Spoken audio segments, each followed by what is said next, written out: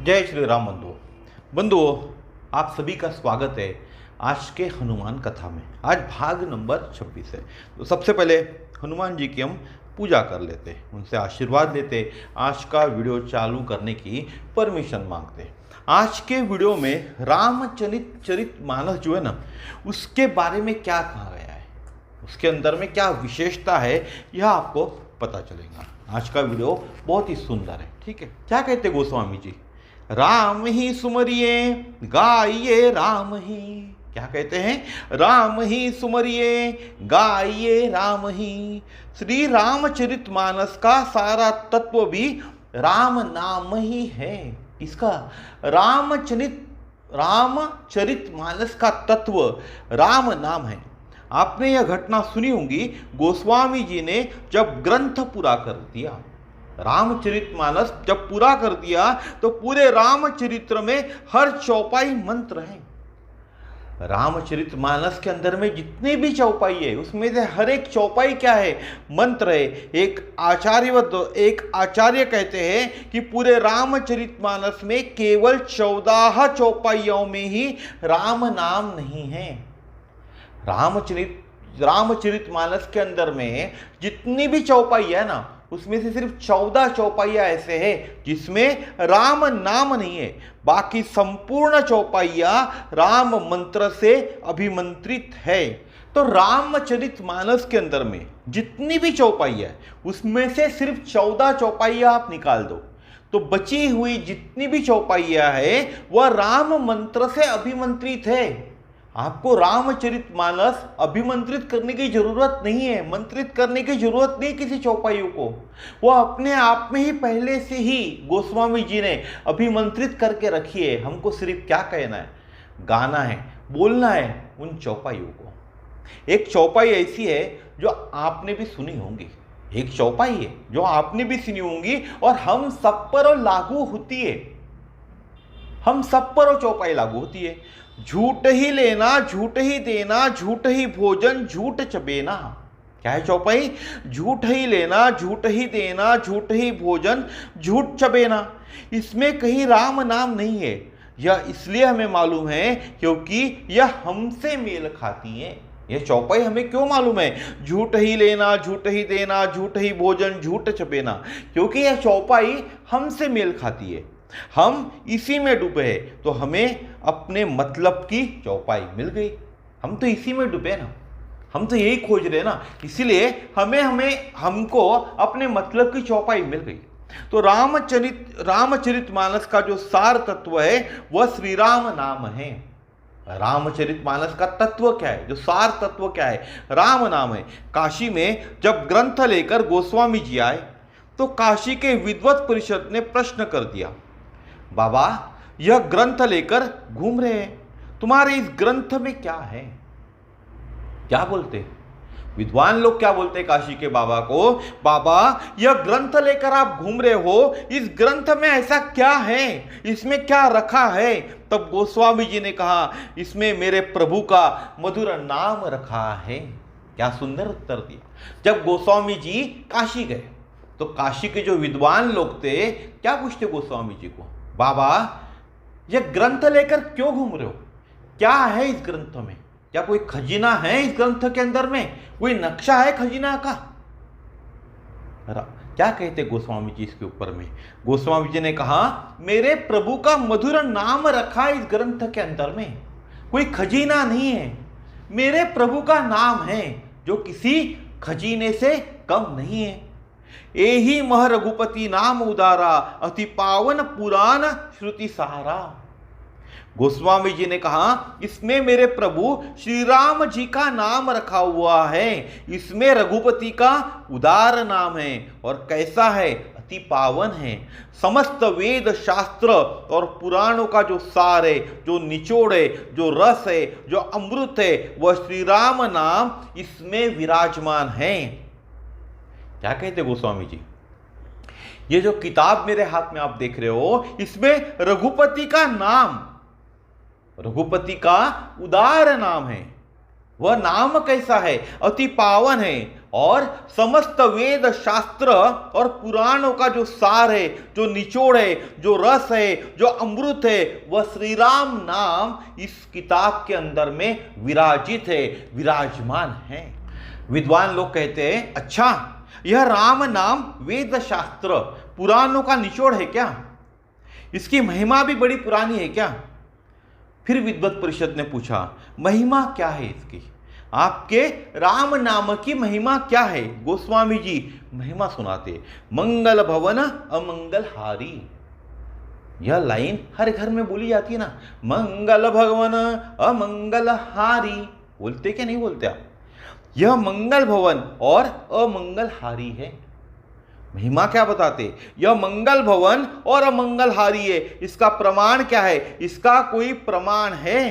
क्या प्रमाण है? तो प्रमाण भी सुन लीजिए। जब कहते हैं गोस्वामी जी यह मंगल भवन है और अमंगल हारी है, तो विद्वान परिषद क्या कहती है? इसका कोई प्रमाण है क्या? और है तो क्या प्रमाण है? तो प्रमाण सुन लीजिए। मंगल भवन अमंगल हारी, उमा सहित जेहि जपत पुरारी, सततम जपत शंभु अविनाशी, शिव भगवान ज्ञान गुण राशि। यह प्रमाण है।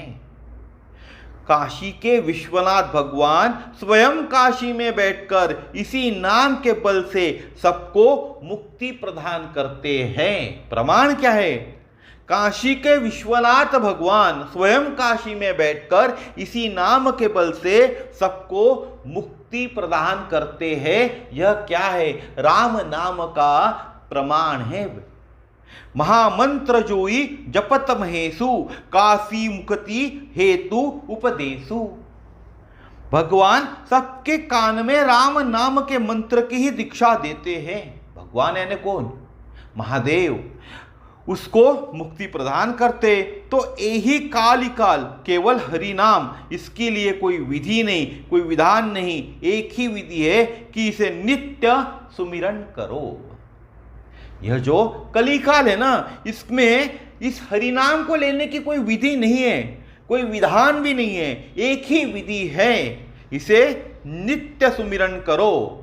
क्या विधि है? रोज इस नाम को आपको लेना है, रोज इस नाम को सुमिरन करना है। और एक ही निषेध है, इसका कभी विस्मरण न करो। ये राम नाम का कभी विस्मरण न करो, इस हरि नाम का कभी विस्मरण न करो, यही एक निषेध है। लेकिन हम क्या करते? जब हमारे को जरूरत होती है, जब हमारे ऊपर विपदा आती है, तब हम हरि का नाम जपते। जब सुख आता है, जब संपत्ति आती है, तब हरि नाम का हम विस्मरण कर देते। गोस्वामी जी क्या कहते? निरंतर इस नाम का, हरि नाम का सुमिरन करो। और निषेध क्या है? इसका विस्मरण कभी मत करो। कोई भी परिस्थिति हो, कैसी भी परिस्थिति हो, नाम का सुमिरन करो। और कैसी भी परिस्थिति में आप हो तो भी नाम का विस्मरण कभी मत करो। सततम इसका स्मरण करो, उठते बैठते सोते जागते खाते पीते। कैसा स्मरण करना इस मंत्र का? उठते बैठते जागते सोते खाते पीते। एक आचार्य जी ने बहुत अच्छी बात कही है। बोले अगर विधि विधान से राम नाम लिया और तब परिणाम हुआ, तो परिणाम नाम का नहीं होगा, परिणाम तो विधि विधान का होगा। एक आचार्य थे और जिनको सब विधि विधान आता था, वह क्या कहते? अगर विधि विधान से राम नाम लिया जाए, अगर आप विधि विधान करते हुए राम नाम लेते हो, तो अगर परिणाम हुआ, राम नाम लेने का जो परिणाम हुआ, तो परिणाम उस राम नाम का नहीं होगा, उस विधि विधान का होगा। जो जिस विधि विधान के कारण आपने राम नाम लिया है, उस विधि विधान का परिणाम होगा। कई लोग कहते कि श्रद्धा से लो, वह कहते कि श्रद्धा से लेने से परिणाम किसका होगा? श्रद्धा का होगा। कई लोग क्या कहते? नाम कैसा लो? श्रद्धा से लो, नहीं तो मत लो। तो आचार्य क्या कहते? श्रद्धा से लेने पर परिणाम किसका होगा? श्रद्धा का होगा, नाम का परिणाम नहीं होगा। नाम की महिमा तो तब है जब अश्रद्धा से भी लिया तो भी परिणाम होगा। नाम की महिमा कैसे? अगर आप आपकी नाम के प्रति श्रद्धा नहीं है, आपकी नाम के प्रति अश्रद्धा है, और अश्रद्धा से भी आपने नाम ले लिया हरि का तो भी परिणाम होगा। यह नाम की महिमा है, जैसे लिया वैसा उसका लाभ। यह जो आचार्य है ना, बहुत अच्छे उदाहरण देते थे। वह कहते थे कि बिजली का तार आप जानबूझकर छुए तो भी झटका लगेगा, और अनजाने में छुए तो भी झटका लगेगा। अग्नि को जानकर छुए तो भी जलाएंगी, अनजाने में छुए तो भी जलाएंगी। अग्नि अपना काम करेंगी, नाम अपनी महिमा देंगी। अगर आपको विश्वास नहीं है इस बात पे तो आप करके देखो, आप करके देखो। बिजली के तार को जानबूझकर पकड़ लो या कभी अनजाने में पकड़ो, झटका तो लगेगा ना। या अग्नि को पकड़ो, कभी जानबूझकर या अनजाने में, तो भी क्या होगा, एहसास होगा ना अग्नि का, आपको जलाएंगी ना अग्नि आपको। तो अग्नि जब अपना काम करती है तो नाम भी अपना महिमा देगा, चाहे आप अनजाने में लो या जानबूझ कर लो, तो भी नाम अपना महिमा देगा। श्रद्धा के साथ लोगे तो आपको रस आएगा, स्वाद भी आएगा, लेकिन अश्रद्धा से लोगे तो भी रस ही आएगा। आप इसका एक उदाहरण बताता हूं मैंने। आम का फल है, अगर आम आपको अच्छा नहीं लगता, आपको पसंद नहीं है आम खाना, तो जिसको आम खाना पसंद है वह खाएगा तो उसे मीठा और रसीला लगेगा। लेकिन आपको पसंद नहीं है तो आपने खाने के बाद क्या आपको कड़वा लगने वाला है क्या आम? आपको भी तो आम रसीला और मीठा ही लगेगा ना। तो वैसा ही नाम है, श्रद्धा से अगर आपने नाम ले लिया तो आपको रस आएगा और स्वाद भी आएगा, लेकिन अश्रद्धा से भी लोगे तो भी नाम का रस आएगा और नाम का स्वाद आएगा। गोस्वामी जी ने क्या कह दिया, भाय कुमाय अनख आलसहु, नाम जपत मंगल दिशि दसहु। अब तो आपको कोई संशय नहीं है, श्री रामचरितमानस ने प्रमाणित कर दिया है। कोई संशय तो नहीं बचा ना अब आपको, रामचरितमानस ने यह प्रमाणित कर दिया है। भाव कुभाव अनक आलस से किसी तरह से भी नाम जपने से 10 दिशाओं में कल्याण होता है। क्या प्रमाणित कर दिया रामचरितमानस ने? आप भाव से नाम लो, कुभाव से नाम लो, अनक से नाम लो, आलक से या आलस से नाम लो, किसी तरह से भी नाम जपने से 10 दिशाओं में कल्याण होता है। 10 दिशा होती है, 10 दिशाओं में कल्याण होता है। प्रेम, वैर, क्रोध और आलस्य में भी यदि राम नाम जाने अनजाने में, और जहां तक कि वह विविशता में भी लिया जा रहा है, तो भी उसके द्वारा हमारा कल्याण होना सुनिश्चित है। कैसे? आप प्रेम से ले रहे हो, आप वैर से ले रहे हो, आप क्रोध से ले रहे हो, आप आलस्य से ले रहे हो। यदि राम नाम आपने जाने अनजाने में भी ले लिया या विवशता में भी राम नाम ले लिया, तो उसके द्वारा हमारा कल्याण होना सुनिश्चित है। होता है ना, कभी कभी बच्चे कुछ कर देते हैं घर में, क्या कहते, अरे राम ये क्या कर दिया तूने? तो हमने राम नाम तो लिया ना, किसी विवशता के कारण भी लिया, तो भी क्या होगा, हमारा कल्याण होगा। यह राम नाम की महिमा है, यह राम नाम की विशेषता है। राम नाम कहीजे जमुहाई, तिनहि न पाप पुंज समुहाई।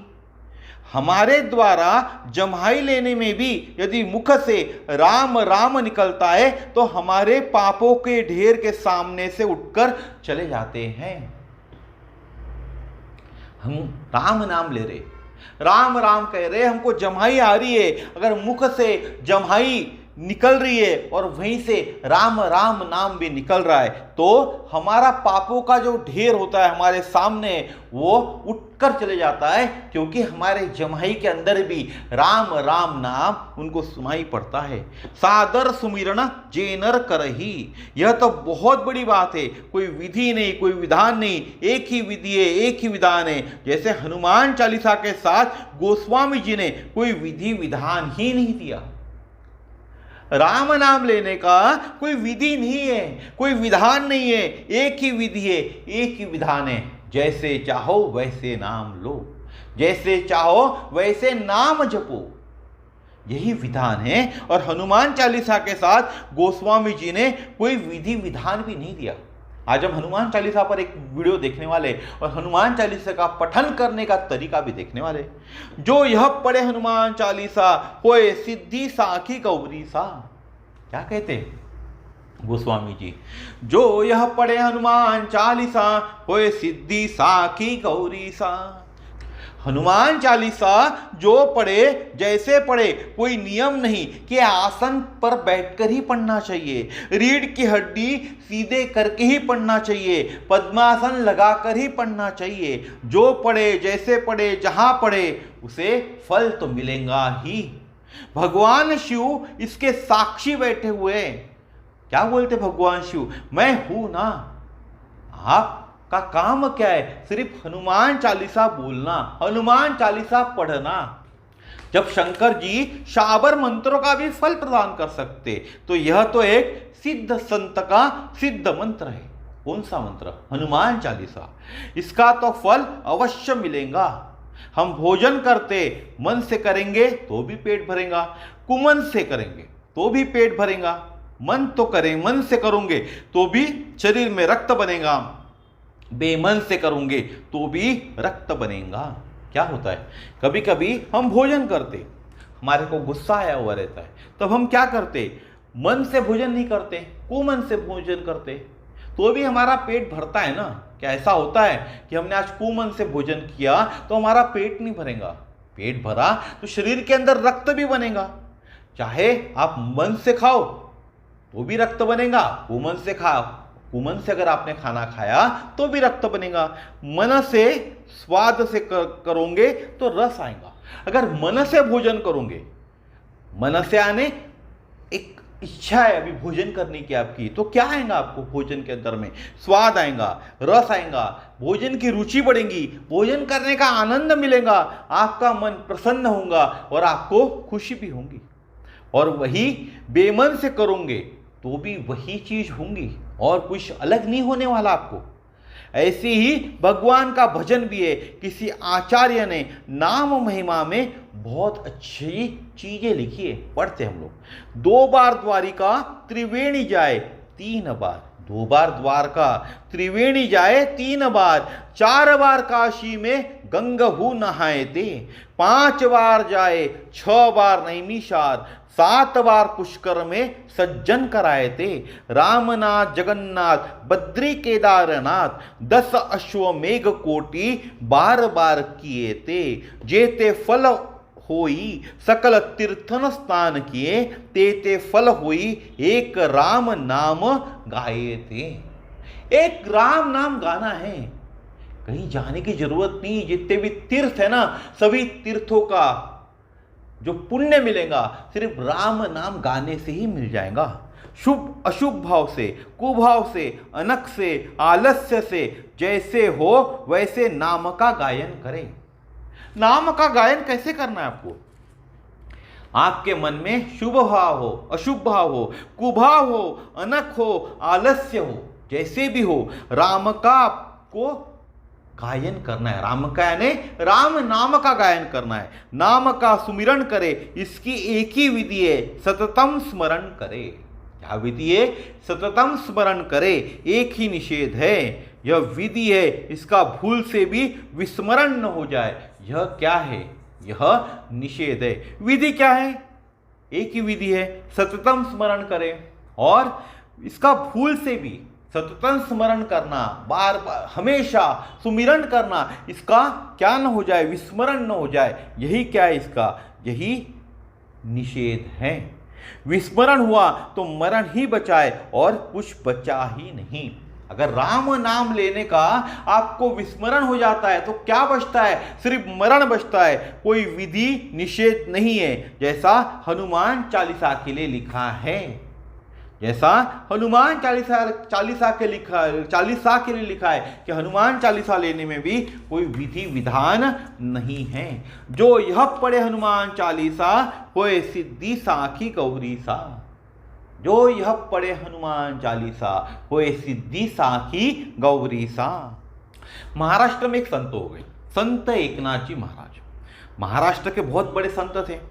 उनको हर समय विट्ठल विट्ठल विट्ठल नाम के सुमिरन की आदत थी। किस नाम की? विष्णु का नाम है, विष्णु का अवतार है विट्ठल। विट्ठल विट्ठल विट्ठल विट्ठल यही नाम वो सुमिरन करते थे, यही नाम वो जपते रहते थे, यही नाम से हर दिन भर 24 घंटे यही नाम उनके मुख में चलते रहता था। अब वह शौचालय जाए तो जीव को पुरानी आदत लगी। किस चीज़ की आदत लगी? विट्ठल विट्ठल नाम की। उसको कंट्रोल करना कठिन काम है। उनको लगा परमात्मा जैसा पावन नाम शौचालय जैसी अपावन जगह नहीं लेना चाहिए, और जीव को आदत है और जीव न चले, इसलिए गमछे से जीव को पकड़ लेते थे। जब भी एकनाथ जी महाराज शौच जाते थे तो उनको आदत थी विट्ठल विट्ठल विट्ठल 24 घंटे नाम जपने की। अब उनकी जो जीवा थी उसको भी आदत हो गई थी, तो जब वो शौच जाते थे तो उनको लगता था कि भगवान का पवित्र नाम है, शौच वाली जगह अपावन जगह, वहां भगवान का नाम नहीं आना चाहिए इस जीवा से। तो क्या करते थे? वो एक गमछा रखते थे और गमछे से अपनी जीवा को पकड़ लेते थे। एक दिन सेवक ने देख लिया कि महाराज जी जीभ पकड़कर शौचालय में बैठे हैं, तो हाथ में जल लेकर सेवक हाथ धुलाने गया महाराज जी के शौच काम खत्म होने के बाद। तो उसने पूछा कि महाराज जी एक बात पूछूं? महाराज जी ने कहा कहो। तो बोला जब आप शौचालय में बैठे थे तो जीभ पकड़कर क्यों बैठे थे? एकनाथ जी ने कहा तुमको तो मालूम है कि मेरी जीभ को हमेशा विट्ठल विट्ठल कहने की आदत है, और भगवान का यह पवित्र नाम ऐसे अपवित्र जगह पर नहीं लेना चाहिए। क्या कहते हैं? तुम्हें तो मालूम है मेरे जीवा को विट्ठल विट्ठल नाम जपने की आदत है, और भगवान का पवित्र नाम ऐसे अपवित्र जगह पर नहीं लेना चाहिए, पर जीभ मानती नहीं। पर मेरी जो जीवा है वो मानती नहीं, इसलिए मुझे पकड़कर बैठना पड़ता है। सेवक ने कहा महाराज एक बात और पूछ सकता हूं? इस पर सेवक क्या बोलता है? महाराज यह बात तो सही है, क्या एक बात और पूछ सकता हूं? बोले पूछो। तो बोला अगर शौचालय में प्राण निकल जाए तो? सेवक क्या पूछता है एकनाथ जी को? अगर शौचालय में आपके प्राण पखेरु उड़ जाए तो? एकनाथ जी सुनकर दंग रह गए। जो ज्ञान मुझे गुरुदेव से भी नहीं मिल पाया वह आज तुमसे मिल गया। क्या कहते गुरुदेव? क्या कहते एकनाथ जी उसको? कि जो ज्ञान मुझे मेरे गुरुदेव से नहीं मिल पाया वह आज तुमसे मिल गया। इसका क्या भरोसा है कि प्राण कब और कहाँ निकल जाए? हमने सुना है कि ज्यादातर लोगों की लीला बाथरूम में ही समाप्त हो जाती है। आपने सुना होगा, बाथरूम गए थे, नहाने गए थे, वहीं इनके प्राण पखेरु उड़ गए। तो ज्यादातर लोगों की जो लीला है ना वह बाथरूम में ही समाप्त हो जाती है, इसलिए प्राण कब जाए मालूम नहीं। इसलिए प्राण कब जाए यह हमें मालूम नहीं है, इसीलिए हर क्षण प्रति पल हरिनाम लेना चाहिए। चाहे आप किसी भी स्थिति में हो, आपके मुख से हमेशा हरिनाम निकलता रहना चाहिए। किसी भी स्थिति में हो, फिर बता रहा हूं, चाहे आप किसी भी स्थिति में हो, नाम अपनी महिमा दे रहा है, यह आचार्य बोल रहे हैं, शास्त्र प्रमाण है। लेकिन अनेक लोग हैं वर्षों से नाम ले रहे, मालाएं घिस रहे, उंगलियां तिरछी हो गई, गांठें पड़ गई ये उंगलियों के अंदर राम नाम लेते हुए, लेकिन नाम जपते जपते आज तक भी भरोसा नहीं आया। ऐसे कितने लोग हैं वर्षों से जो राम नाम ले रहे, जो हरि का नाम ले रहे, उनकी जो माला है वो घिस गई, उंगलियां तिरछी हो गई है, जो उंगलियां होती है उंगलियों के अंदर में गांठें भी पड़ गई, लेकिन नाम जपते जपते आज तक भी उनको भरोसा नहीं आया है। जिसका नाम जप रहे वह सुन भी रहा है या नहीं? जिसका नाम वह जप रहे वह सुन भी रहा या नहीं? वह यह जानता ही नहीं कि कोई नाम जप रहा है, क्योंकि नाम तो भगवान का जप रहे, और भरोसा कहाँ है? बैंक के खाते पर। क्यों इन लोगों का लाभ नहीं मिलता? नाम किसका जप रहे? हरि का नाम जप रहे, लेकिन नाम भले हरि का जप रहे, लेकिन भरोसा कहाँ है? बैंक के खाते पर कुछ बुढ़ापे के लिए डाल दूं? क्या विचार चल रहा है दिल के अंदर में? जपे तो राम का नाम जा रहे, लेकिन मेरा भी बुढ़ापा आने वाला है, तो बुढ़ापे के लिए बैंक खाते में कुछ जमा कर दूं, बुरे समय में बुढ़ापे में काम आएगा। यह भरोसा भी नहीं कि जिसका नाम ले रहे वह सहारा देगा कि नहीं। यह भरोसा नहीं है हमको कि जिसका हम नाम ले रहे क्या वो बुढ़ापे में सहारा देगा क्या नहीं। यह भरोसा ही नहीं है हमको, वह सुनकर आएगा कि नहीं, उठाएगा कि नहीं, बिठाएगा क्या नहीं, वो बुढ़ापे में कुछ खाने को देगा कि नहीं। क्या भरोसा नहीं है हमको, वह सुनकर आएगा कि नहीं, जब हम बुलाएंगे तो हमको उठाएगा क्या नहीं, हमको बिठाएगा क्या नहीं, बुढ़ापे में हमको कुछ खाने को देगा क्या नहीं। अरे जिसने जवानी पे दिया बुढ़ापे में देगा कि नहीं देगा, या आप ही सोचो ना। जिसने जवानी में हमको खाने को दिया क्या हमारे बुढ़ापे में खाने नहीं देगा। यह किसको सोचना चाहिए, हमें सोचना चाहिए। लेकिन हमारा भरोसा नहीं है। कारण क्या है, भगवान के ऊपर भरोसा नहीं है, यह सत्य है। एक ही कारण है, क्योंकि भगवान का अस्तित्व है, भगवान पर भरोसा नहीं है, यही सत्य है। भगवान के अस्तित्व को हम नहीं मानते, हम किसी ने कहा करके सिर्फ नाम जप कर रहे। भगवान के अस्तित्व और हमको विश्वास नहीं है, यही सत्य है। भजन भगवान का करते हम और भरोसा दुनिया पर करते हैं। हम भगवान पर कभी भरोसा नहीं करते, लेकिन डॉक्टर पर भरोसा करते, भरोसा परिवार पर करते। यदि भगवान पर भरोसा होता तो इतनी भाग दौड़ की आवश्यकता ही नहीं, तो यह भरोसा क्यों नहीं जमता। इसका कारण भी समझ लीजिए। भरोसा या विश्वास उसी पर होता है जिससे हमारा प्रेम होता है, और प्रेम किससे होता है, जिससे हमारा संबंध होता है। हमारा भगवान के ऊपर भरोसा और विश्वास क्यों नहीं है।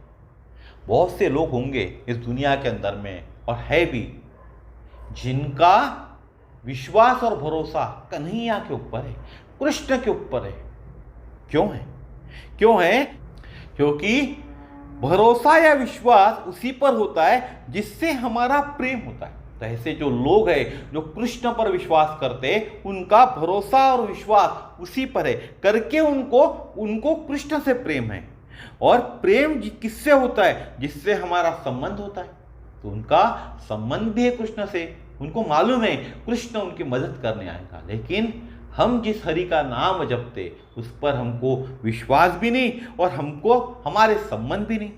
जिससे हमारा संबंध होता है उसी से हमारा प्रेम होता है, और जिससे हमारा प्रेम होता है उसी पर हमारा भरोसा होता है, उसी पर विश्वास होता है। संबंध का अर्थ ही यह है। सीधा सीधा बात करो तो संबंध का अर्थ ही यही होता है। हमारा हमारे पत्नी पर, हमारे बच्चों पर विश्वास होता है कि नहीं होता? होता है ना, क्योंकि वह हमारा संबंध है। संबंध का अर्थ है जितना भक्त भगवान में बन गया उतना ही भगवान भी भक्त से बंध गया।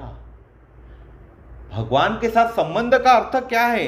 जितना भगवान से बंध गया। अगर मैं जितना भगवान से बंध जाऊंगा उतना ही भगवान भी मेरे से बंध जाएगा, एक भक्त से बंध जाएगा। हिंदी साहित्य में जितने भी मूल्यवान शब्द है सब सम से बने हुए। हिंदी साहित्य जिनको आता है उनको मालूम है कि जितने भी मूल्यवान शब्द है कैसे बने हुए, सम से बने।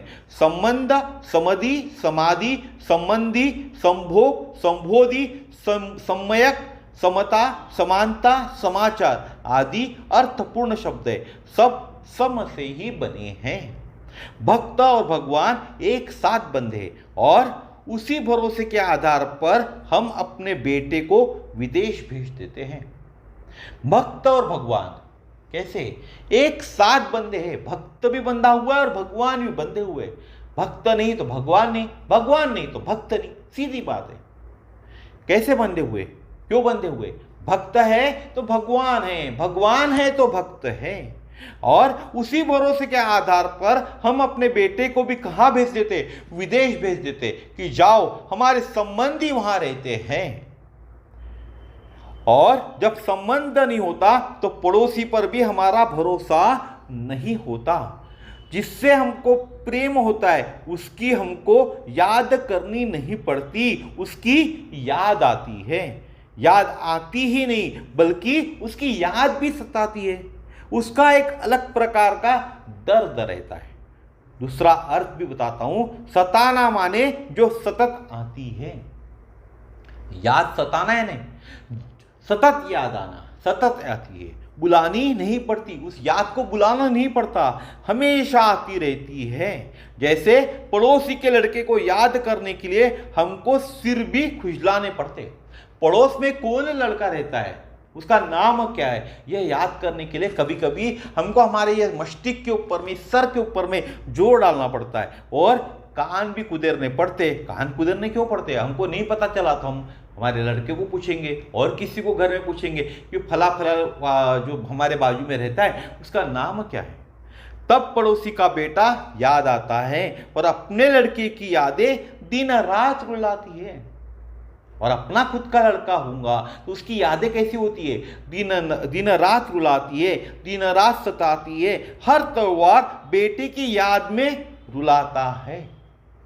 जिनके भी बेटे विदेश गए होंगे या उस शहर में नहीं रहते जिस शहर में माता पिता रहते, तो क्या होता है, जो माँ होती है, जो पिता होती है, लड़की की याद उनको दिन रात रुलाती है। लड़की की याद दिन रात उनको सताती है। हर त्योहार, कोई भी त्योहार हो, बेटी की याद में रुलाना ही है उस त्योहार ने। सच नहीं है क्या ये, आप बताइए मुझे। बेटा अमेरिका में सर्विस करता है, त्योहार आया, मां के आंसू आ गए। क्यों? अगर आप में से किसी का बेटा विदेश में है और त्योहार आया तो क्या मां के आंख में आंसू नहीं आते? आप बताइए तो सही। होंगे आप में से बहुत से लोगों के बेटे विदेश के अंदर में, तो आप बताइए। और ये क्यों होता है? क्योंकि बेटी की याद सता रही है मां को। बेटी की रुचि की कोई वस्तु याद आती है तो लोग रोने लगते हैं। याद दो प्रकार की आती है, या तो प्रियजन की या दुश्मन की।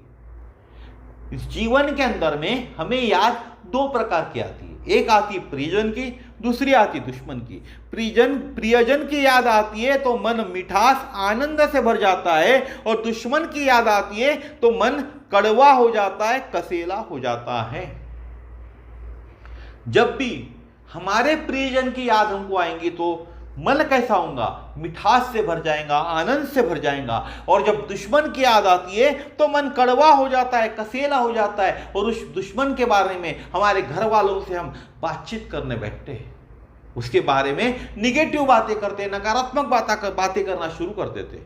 प्रेम के भी संबंध है और द्वेष के भी संबंध है। ऐसा नहीं है कि द्वेष के संबंध नहीं होते, दोनों के संबंध है। प्रेम की भी संबंध है और द्वेष की भी संबंध है, दुश्मनी की भी संबंध है। दुश्मनी का संबंध कंस, शिशुपाल, दुर्योधन का था, रावण व कुंभकर्ण का था। किसका था? कंस, शिशुपाल, दुर्योधन, रावण और कुंभकर्ण। मोक्ष तो मिला, भगवान तो मिले, मोक्ष तो मिला, हरिपद तो मिला, लेकिन स्वाद नहीं मिला, रस नहीं मिला। दुश्मनी के कारण कंस, शिशुपाल, दुर्योधन, रावण और कुंभकर्ण, इनको क्या मिला?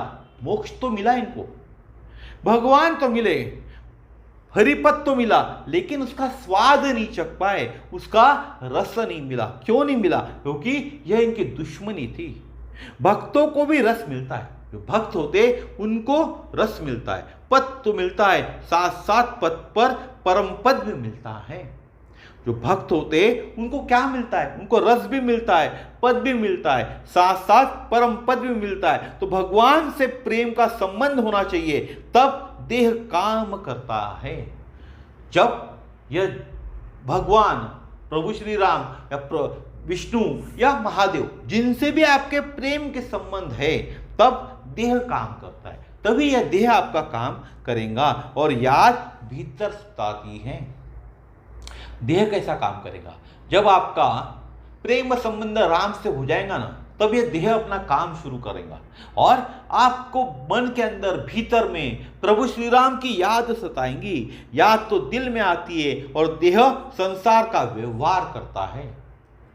याद कहाँ आती है? दिल के अंदर आती है। और यह जो देह है ना, यह सिर्फ संसार का व्यवहार करता है। प्रेम की यादें, प्रेम का मीठा मीठा दर्द, प्रेम की टीस, प्रेम की कसक, प्रेम का दर्द, प्रेम का कराहट, प्रेम की बेचैनी, प्रेम की व्याकुलता न बैठने देती है, न हंसने देती है, न सोने देती है, न जागने देती है, न मरने देती है, न जीने देती है। एक अलग प्रकार की व्याकुलता होती है, एक अलग प्रकार की वो व्याकुलता होती है। इस पर मीरा जी क्या बोलती है यह भी मैं आपको सुनाऊंगा। लेकिन जिन लोगों के प्रेम विवाह हुए वह इस चीज को अच्छे से जानते हैं कि प्रेम की यादें, प्रेम का मीठा मीठा दर्द क्या होता है, प्रेम की टिस क्या होती है, प्रेम की कसक क्या होती है, प्रेम का दर्द क्या होता है, प्रेम का कराहट क्या होता है, प्रेम की बेचैनी क्या होती है, प्रेम की व्याकुलता क्या होती है। क्या करती है प्रेम की व्याकुलता? न बैठने देती है, न हंसने देती है, न सोने देती है, न जागने देती है, न मरने देती है। अगर हम भगवान से भी प्रेम करेंगे ना तो यही चीज, यही अनुभव हमको होगा। इस पर मीरा जी क्या कहती है? मीरा जी कहती है, ना मैं जानू आरती वंदन, ना पूजा की रीति, सखी मैं तो श्याम दीवानी, मेरी दर्द न जाने कोई। एरी मैं तो प्रेम दीवानी, मेरो दर्द न जाने कोई। घायल की गति घायल जाने, कई जीन घायल होए। जोहर की गति जोहर जाने, कई जिन जोहर होए। सखीरी मैं तो प्रेम दीवानी, मेरो दर्द न जाने कोई। दर्द दर्द की मारी बन बन भटकू, वैद्य मिला नहीं कोई। मीरा की ये पीर मिटे, जब वैद्य सावरिया होए। सखीरी मैं तो प्रेम दीवानी, मेरो दर्द न जाने कोई। प्रेम उससे होता है जिससे हमारा संबंध होगा। मीरा का किससे प्रेम था? कृष्ण से। और संबंध जुड़ता है गुरु के द्वारा, बिना गुरु के संबंध हो नहीं सकता। अगर हम बात करें अध्यात्म की, तो अध्यात्म में अगर हमको प्रेम करना है प्रभु श्री राम से, तो हमें कौन चाहिए? गुरु चाहिए। बिना गुरु के संबंध नहीं हो सकता। इसके लिए गुरु कौन है? आज के तारीख में अगर हम गुरु की बात करें तो श्री हनुमान जी, उनको हम गुरु बना सकते हैं। कई लोग कहते हैं कि जब राम नाम पुस्तकों में अंकित है, हमको मालूम है, तो इसके लिए गुरु की क्या आवश्यकता है? तो वैसे ही वर और कन्या का संबंध पुरोहित के द्वारा जुड़ता है। जो बिना पुरोहित के संबंध जुड़ते वह अमान्य होते हैं क्या नहीं? जब शादी होती है, वर और वधू का जो संबंध जोड़ता है, कौन जोड़ता है? एक पुरोहित जोड़ता है ना। फेरे कौन लिखवाता है? एक पुरोहित लगवाता है ना। अगर ये सब चीजें नहीं हुई तो संबंध कैसे होंगे? अमान्य होते, अवैध होते, अनैतिक होते, असुरक्षित होते। समाज उसको मान्यता नहीं देता। पुरोहित के द्वारा जो संबंध जुड़ता है वही मान्य होता है। समाज आदर देता है, फिर वह तोड़ा नहीं जा सकता, वह घोषित होता है। हमारी जो शादी हुई है समाज के अंदर में, जो पुरोहित ने की हुई है, इसको क्या करता है समाज? आदर देता है, उसको तोड़ा नहीं जाता। वह समाज के अंदर घोषित होता है कि इस बंदे ने इससे शादी की हुई है, इस महिला से शादी की हुई है। ये कैसा हुआ? ये घोषित हुआ है। वह छप कर नहीं होता बल्कि छाप कर होता है। विवाह से पहले पत्र छप जाते, गाजे बाजे के साथ होता है, और वही शाश्वत भी होता है, वही शांति और आनंददायक भी होता है। यह जो चीजें होती है ना हमारे जीवन के अंदर में, यही शांति और आनंददायक होता है। अहंकार के कारण हम गुरु को नकारते हैं और इसीलिए भगवान से संबंध नहीं जुड़ पाता। हम क्या करते? अहंकार। अहंकार के कारण हम किसको नकारते? गुरु को। और गुरु को नकारने के कारण हमारा जो संबंध है वो ईश्वर से नहीं जुड़ पाता, भगवान से नहीं जुड़ पाता। इसीलिए किसी ने हमको कहा कि भैया भगवान दिखाओ तुम्हारे कहाँ हैं, तो हम दिखा नहीं पाते क्योंकि हमारे संबंध भगवान से जुड़े हुए नहीं है, ईश्वर से जुड़े हुए नहीं है, क्योंकि हमें अहंकार भरा हुआ है कुट कुट कर। अगर मनुष्य रूप में संबंध स्वीकार नहीं कर सकते तो जाओ हनुमान जी के चरणों में, उन्हीं से प्रार्थना करो। क्या प्रार्थना करो? जय जय जय हनुमान गोसाई, कृपा करो गुरुदेव की नाई। अगर हम मनुष्य रूप में संबंध स्वीकार नहीं कर सकते भगवान से, तो हमें कहाँ जाना चाहिए? हनुमान जी के चरणों में जाना चाहिए और उनसे प्रार्थना करना चाहिए। जय जय जय हनुमान गोसाई, कृपा करो गुरुदेव की नाई। श्री हनुमान जी के चरणों में आश्रय लेना चाहिए। आप ही गुरुदेव की भूमिका में प्रभु हम पर कृपा करें। आप ही कैसे? गुरुदेव की भूमिका में आप ही हम पर कृपा करें, संबंध जुड़े और संबंध संबंधी से मिलने आता है। और संबंध संबंध से मिलने आता है या संबंधी संबंधी से मिलने आता है। हमारा अगर भगवत संबंध जुड़ गया तो हमको यदि फुर्सत नहीं है मिलने जाने की तो भगवान आ जाएंगे कि हमारा संबंधी निवास करता है। कितनी बड़ी बात है। गोस्वामी जी ने कही जब हमारा भगवान से संबंध जुड़ गया तो हमको यदि फुर्सत नहीं है भगवान के पास जाने की, भगवान के दर्शन करने की, तो भगवान खुद आएंगे। हमारा यहाँ संबंधी निवास करता है, उससे मिलने भगवान खुद आएंगे। और ये बहुत सारी चीजें इस कलयुग के अंदर में भी हो चुकी है। बहुत सारे उदाहरण है, बहुत सारी कहानियां हैं, भले लोग इसको झूठा मानते हैं। या हमारे नाम का सुमिरन करता है, चलो बहुत दिन हो गए भेंट कर आए। भगवान क्या कहेंगे? यह हमारे नाम का सुमिरन करता है, बहुत दिन से मुलाकात नहीं हुई है, चलो बहुत दिन हो गए भेंट कराए। भगवान से संबंध घोषित करिए। वैसे कौन से संबंध? तो कौन से संबंध भगवान से घोषित करना चाहिए? आपको भगवान से अपने संबंध घोषित करना चाहिए। तो कौन से संबंध घोषित करना है? गोस्वामी जी ने कहा है, मोहि तो ही नाते अनेक मानिए जो भावे। क्या कहा? मोहि तो ही नाते अनेक मानिए जो भावे। गोस्वामी जी जिस कक्षा के विद्यार्थी है, अभी उस कक्षा के द्वार तक पहुंचना भी हमारा नहीं हो पाया है। श्री गोस्वामी जी जिस कक्षा के विद्यार्थी है, जिस कक्षा के अंदर वो बैठते थे, उस कक्षा के द्वार तक भी पहुंचना हमारा नहीं हो पाया है। वह भगवान से कह सकते हैं कि भगवान तू संबंध मान, संबंध हमको भी बनाना पड़ेगा।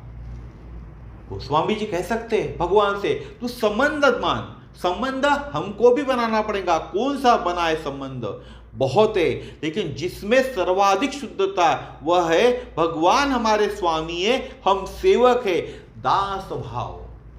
हमें संबंध कैसा बनाना है भगवान से? हम भगवान के क्या है? दास। हम भगवान के क्या है? नौकर। हम कौन है भगवान के? अगर गोस्वामी जी के शब्दों में बात करूं तो कुत्ते। शब्द खराब लगता होगा आपको, लेकिन यही भाव होगा तो ही भगवान से हमारे संबंध बनेंगे। भगवान हमारे मालिक है, हम उनके सेवक है। इसीलिए वैष्णव परंपरा में दास परंपरा है। वैष्णव संतों के नाम के आगे दास लिखा होता है। जैसे नौकर मालिक से गिड़गिड़ाता है, ऐसे भक्त भी भगवान से, प्रभु 1000 अपराध होंगे, भूल मेरी बहुत होंगी, लेकिन कृपा निधान तू मत त्याग करते ना। कैसे गिड़गिड़ाते भगवान के सामने? प्रभु हमारे अपराध होंगे, 1000 अपराध होंगे, भूल मेरी बहुत होंगी, हजारों भूल होंगी, लेकिन कृपा निधान तू मत त्याग देना मुझे। यह प्रभु से हम बोल रहे हैं। एक भक्त, एक दास प्रभु से बोल रहा है। आपने हमारे साधु संत को देखा होगा, माला और झोली लेते, माला और झोली लेके चलते, बात भी करते और माला भी जपते रहते। कई लोग इसकी आलोचना भी करते। आलोचना करना अज्ञानता और अविवेक है। अरे तुम तो इतना भी नहीं कर रहे हो, वह तो इतना कर रहा है ना, कम से कम माला तो जप रहा है, वो तो हम नहीं कर रहे। नाटक भी करके देखो तो केवल आलोचना। और आलोचना कौन करता है? आलोचना वही करता है जिसमें कुछ नहीं होता, वह बैठा बैठा देखकर कुड़ता रहता है। दान की भी आलोचना वही करते जो दान नहीं देते, जो दान नहीं देते। आपने देखा होगा, आपके सगी संबंधी होंगे, आपके दोस्त होंगे, आपके मित्र परिवार के लोग होंगे जो हमेशा आपने कुछ भी किया तो उसकी आलोचना ही करते हैं। आपने दान दिया तो भी आलोचना ही करेंगे। यह पैसा आपने दान दिया सही हाथों में गया कि नहीं गया, आपको कैसे मालूम? अलग जगह खर्चा हो जाएगा, आपको नहीं मालूम। तो क्या हुआ? आलोचना। तो आलोचना कौन करता है? जो दान नहीं करते, जो कोई काम नहीं करते, जो ऐसा काम नहीं करते, वही आलोचना करते हैं। आपने देखा होगा कि संस्थाओं का हिसाब वही मांगते जिसने एक भी पैसा दान नहीं दिया। उन संस्थाओं को हिसाब कौन मांगते? जो दानी है वो नहीं मांगता, जिसने दान नहीं दिया वही हिसाब मांगता है। आलोचक कुछ भी नहीं करता, केवल आलोचना करता है, यही उसका काम है। तो साधु अगर बात करने में भी माला फिर रहा है तो अकारण नहीं है। जैसे हमारा किसी से प्रेम संबंध जुड़ गया तो हम घर परिवार दुकान मकान फैक्ट्री कारोबार चलाते हैं क्या नहीं चलाते? आप ही सोचिए, अगर आपका किसी से प्रेम संबंध जुड़ गया और आप घर परिवार चलाएंगे क्या नहीं, आप दुकान चलाएंगे क्या नहीं, आप मकान चलाएंगे कि नहीं, आप फैक्ट्री चलाएंगे कि नहीं, क्या आप कारोबार चलाएंगे कि नहीं, चलाओगे ना। क्या उस प्रेम संबंध के कारण सब छोड़ दोगे? नहीं छोड़ोगे ना, सब कुछ करोगे। और इसके साथ साथ हम प्रेमी की याद टिस कसक अनुभव भी करते रहते हैं कि नहीं? क्या उसे कोई अलग से याद करना पड़ता है? दोनों काम कैसे होते? साथ साथ होते। वह यादों में बना रहता है, हमारी सांसों में, शरीर घर परिवार का काम करता रहेगा। तो प्रेम कहाँ रहता है? हमारे यादों में बना रहता है, हमारे सांसों में बना रहता है। और शरीर घर परिवार का जो काम है वह करता रहेगा। ये जो शरीर है ना, वह काम करता रहेगा। श्वासों में उनकी श्वास जो है हमारे, उनकी यादों में डूबी रहती है। यही हाल साधु का है। और हर समय नाम जपना यह उनकी मजबूरी है। मजबूरी वो आपको दिखाने की नहीं है, अपने प्रभाव को उत्पन्न करने की नहीं है, आपको प्रभावित करने की नहीं है। मजबूरी यह है कि वह बिना नाम लिए रह ही नहीं सकता। जो साधु संत है वह उसकी मजबूरी है। और यह मजबूरी आपको दिखाने के लिए नहीं, अपना प्रभाव उत्पन्न करने के नहीं है, या आपको प्रभावित करने के लिए भी नहीं है। यह मजबूरी उसकी है क्योंकि वह बिना नाम लिए उसकी जीवा रह ही नहीं सकती। क्योंकि भगवान से इतना प्रेम का संबंध हृदय में जुड़ चुका है कि अब उसका नाम लिए बिना जीवा रह ही नहीं सकती।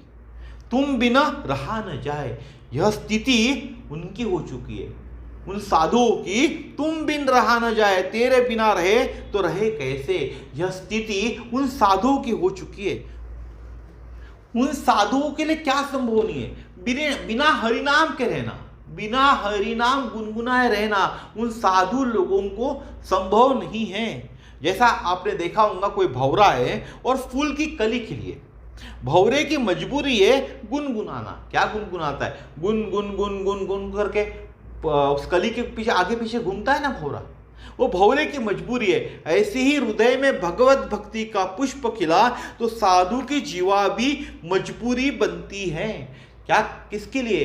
हरे राम राम राम हरे हरे, हरे राम राम राम हरे हरे, हरे राम राम राम हरे हरे, हरे राम राम हरे हरे।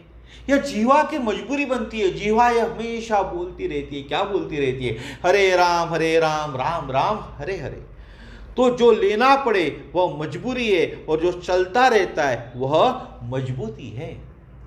जो लेना पड़े, हमको क्या करना पड़ता है? हरे राम राम राम हरे हरे, यह नाम लेना पड़ता है। और जो साधु लोग हैं, जो भगवत भक्ति का पुष्प उनमें खिला हुआ है, उनका नाम चलते रहता है, हमेशा चलते रहता है। हरे राम राम राम हरे हरे, हरे कृष्ण कृष्ण कृष्ण हरे हरे।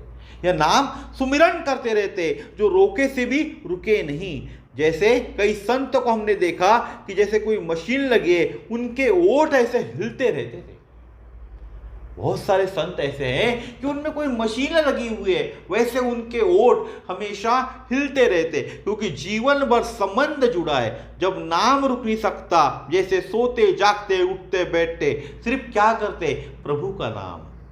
मीरा जी से किसी ने पूछा, हम तो कलयुग के पापी प्राणी हैं, हमको बताइए हम इस भव सागर को कैसे पार करें? किसी ने मीरा जी से पूछा। मीरा जी ने कहा, एक ही तरीका है इस भव सागर को पार करने का। क्या है वह तरीका?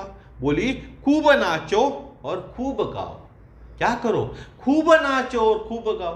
किसके लिए गाओ? हरि नाम गाओ और हरि के लिए गाओ। अभी जो डीजे चल रहे हैं ना, तो डीजे में गाने बचाकर, फिल्मी गाने बचाकर नाचने और गाने के लिए नहीं कह रही मीरा जी। मीरा जी कहती है, खूब नाचो और खूब गाओ भगवान का नाम, हरि का नाम। पूछा क्या गाए? तो बोली, मुझे एक ही गीत आता है, जो मैं गाती हूं वह तुम भी गाओ। क्या बोली? जो मुझे आता है एक गीत, वही आता है, और कोई नहीं आता, वह तुम भी गाओ। मीरा जी कौन सा गीत बोलती है? नटवर सागर नंदा, भजो रे मन गोविंदा, श्याम सुंदर मुख चंद्रा, भजो रे मन गोविंदा, तू ही नटवर तू ही नागर तू ही बाल मुकुंदा, नटवर नागर नंदा भजो रे मन गोविंदा। सब देवन में कृष्ण बड़े हैं, कृष्ण बड़े हैं, श्री कृष्ण बड़े हैं, जो तारों में चंद्रा भजो रे मन गोविंदा। नटवर सागर नंदा भजो रे मन गोविंदा। सब गोपिन में राधा जी बड़ी है, राधा जी बड़ी है, श्री राधा जी बड़ी है, जो नदियन में गंगा। नटवर नागर नंदा भजो रे मन गोविंदा। श्याम सुंदर मुख चंद्रा भजो रे मन गोविंदा। वृंदावन की कुंज गलिन में नाचत बाल मुकुंदा। मीरा के प्रभु गिरधर नागर बंदा भजो रे मन गोविंदा।